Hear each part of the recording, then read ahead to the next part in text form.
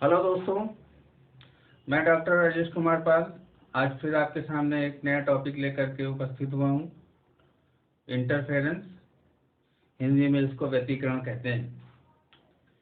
व्यतिकरण समझेंगे हम लोग पिछली प्रीवियस क्लासेज में व्यतिकरण पढ़ चुके हैं हल्का फुल्का। आज थोड़ा सा उसका स्टैंडर्ड थोड़ा सा एबव होगा, उसको हम लोग डिस्कस करेंगे। तो इंटरफेरेंस के लिए जो पहली कंडीशन बनती है कि सोर्स का कोहेरेंट होना मस्ट है। कोहेरेंट क्या होते हैं?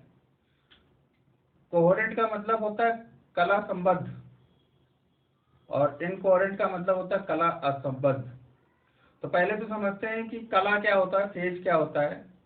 अगर कोई पार्टिकल मोशन करता है, जैसे मान लीजिए पानी में पत्थर हम डालते हैं, तो पानी के जो पार्टिकल होते हैं वो इस तरीके से मोशन करते हैं, यानी कि अप एंड डाउन मोशन करते हैं।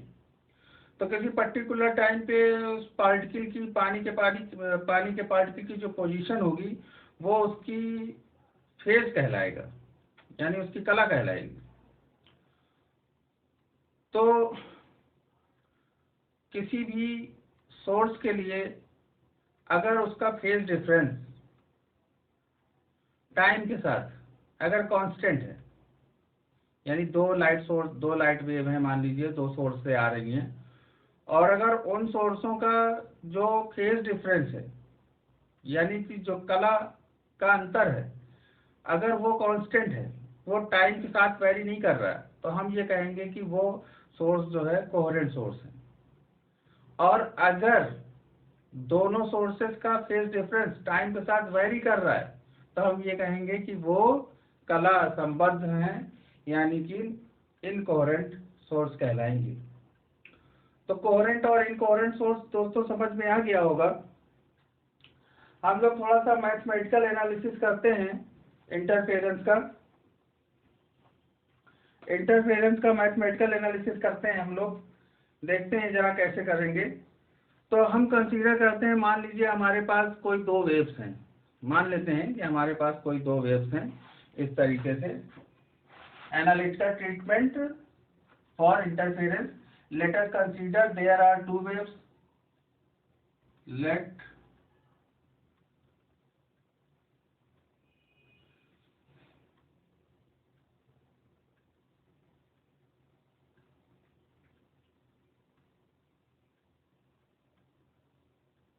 Consider there are two waves हैं, तो उनके जो डिस्प्लेसमेंट होंगे y1 is equal to a cos omega t, ये हम कंसीडर कर रहे हैं, sorry, a sin omega t। जो दूसरी वेव है उसके लिए हमने मान लेते हैं कि हमारा एम्पलीट्यूड भी चेंज हो रहा है और फेज भी चेंज हो रहा है। तो एम्पलीट्यूड चेंज हो रहा है तो हमने मान लेते हैं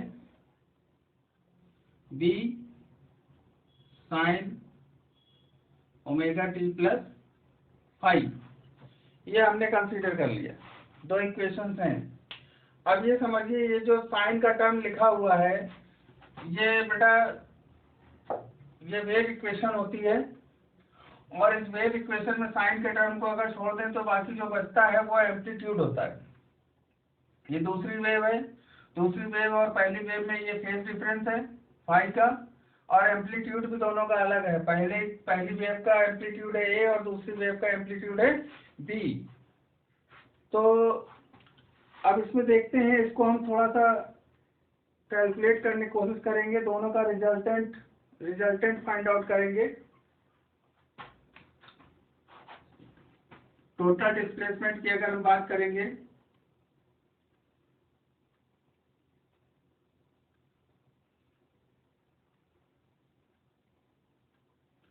capital Y is equal to y1 plus y2 हो जाएगा। जरा वैल्यू रखते हैं, देखते हैं क्या मिलेगा।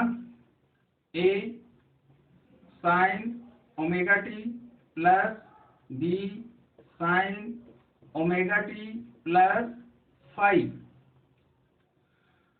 अब देखिए जरा, इसमें कोई फार्मूला लग सकता है, क्या लग सकता है? साइन ए प्लस बी का फार्मूला लग सकता है इसमें। इसको हम उससे ओपन कर लेंगे।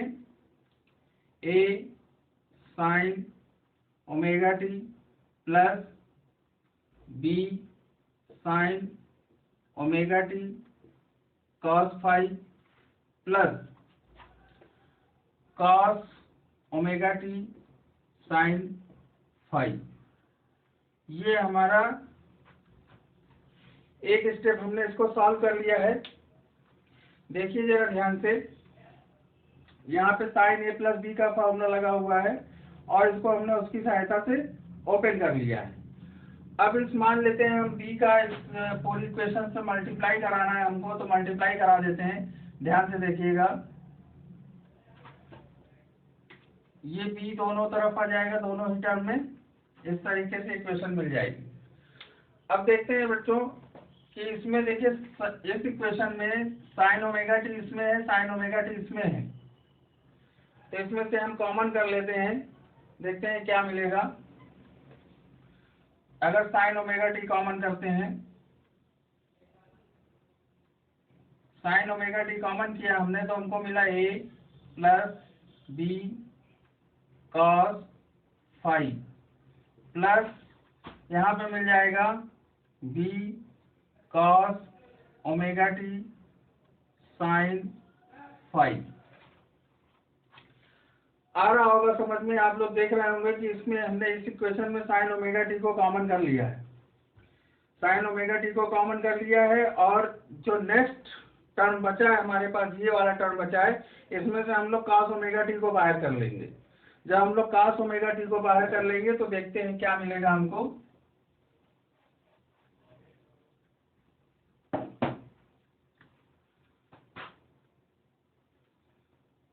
Sign omega t a plus B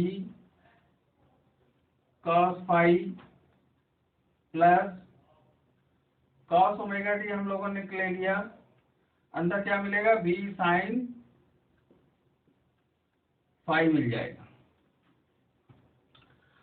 अब हम इसमें कंसीडर कर रहे हैं, इसको सॉल्व करने के लिए इस टर्म को हम कंसीडर कर लेते हैं a cos थीटा के बराबर। Let a plus b cos phi is equal to, हमने कंसीडर कर लिया a cos थीटा। सिमिलरली इस टर्म को भी हम मान लेंगे कुछ, क्या मान लेंगे, हमने मान लिया b sine phi is equal to a sine theta. अब हमें क्या करना है, ये वैल्यू को उठा करके उसमें रिप्लेस कर देना है। Putting this value in equation number, कुछ भी मान लेते हैं इस इक्वेशन को, फर्स्ट इक्वेशन मान लीजिए। Putting this value in equation number first. जब आप इक्वेशन नंबर फर्स्ट में इन वैल्यूज को पुट करेंगे तो देखते हैं जरा क्या मिलेगा हमको।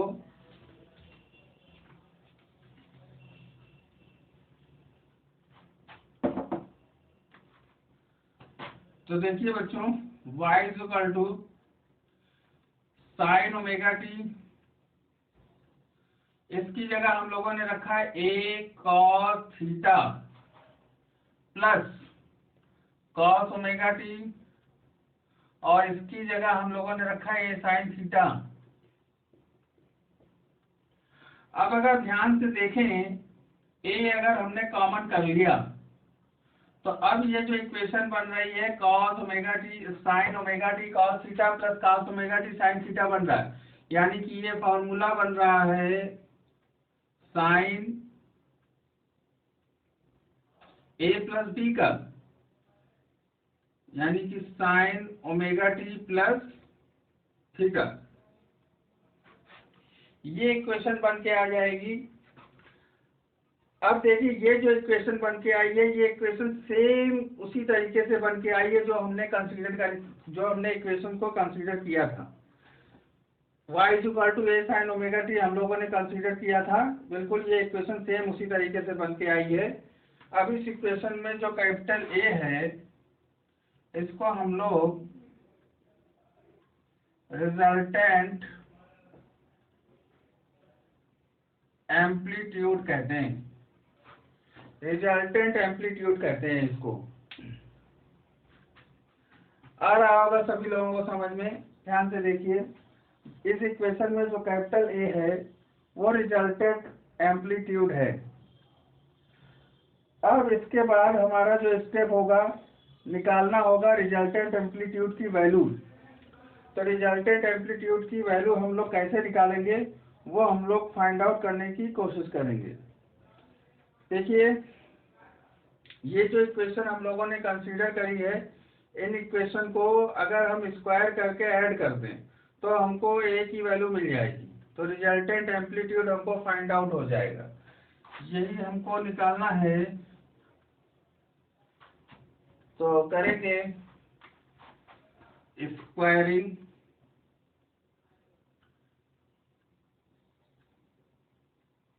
And adding equation. इसको ए कह देते हैं, इसको बी कह देते हैं, ए एंड बी।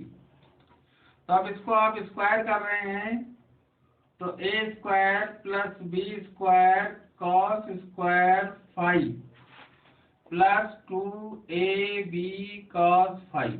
हमने इसका बेटा स्क्वायर कर लिया। अब इसका स्क्वायर करके जोड़ना है तो देखिए b square sine square 5 is equal to, अब इसका स्क्वायर करके ऐड करना है हमको। तो स्क्वायर करेंगे, आप ऐड करेंगे तो देखिए ए स्क्वायर तो हो जाए कॉमन, अंदर cos square theta plus sine square theta is equal to होता है 1। तो आपको ये वैल्यू मिल जाएगी। अब इसको क्या करेंगे, थोड़ा सा सॉल्व करने की कोशिश करते हैं। देखिए ये टर्म और ये टर्म जब अगर इनको जोड़ देंगे तो यहाँ भी ये 1 हो जाएगा, यानी मिल जाएगा हमको A square plus B square plus 2ab cos 5 is equal to A square. ये इक्वेशन बच्चों देखो हमें मिल गई। यहाँ पे देखिए ये ए क्या था, फर्स्ट जो वेव थी उसका एम्पलीट्यूड था, और जो बी जो था ये सेकंड वेव थी उसका एम्पलीट्यूड था। और हम लोग जानते हैं कि इंटेंसिटी यानी कि तीव्रता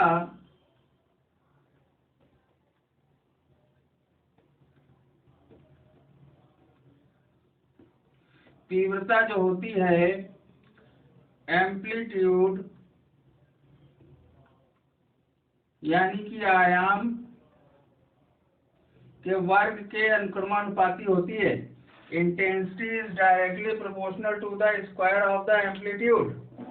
तो आप देख रहे होंगे कि यहाँ पे ये एम्पलीट्यूड लिखा हुआ है, तो हम मान लेते हैं कि जो,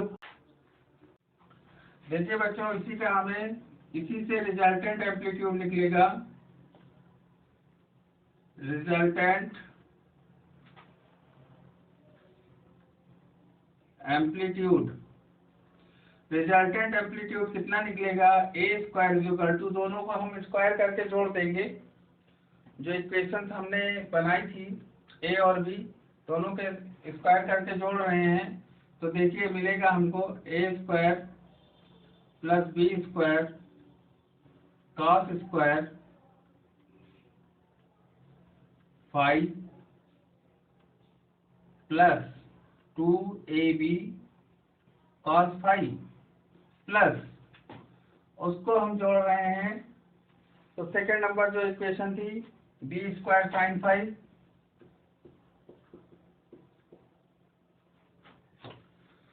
तो देखते हैं क्या मिलेगा।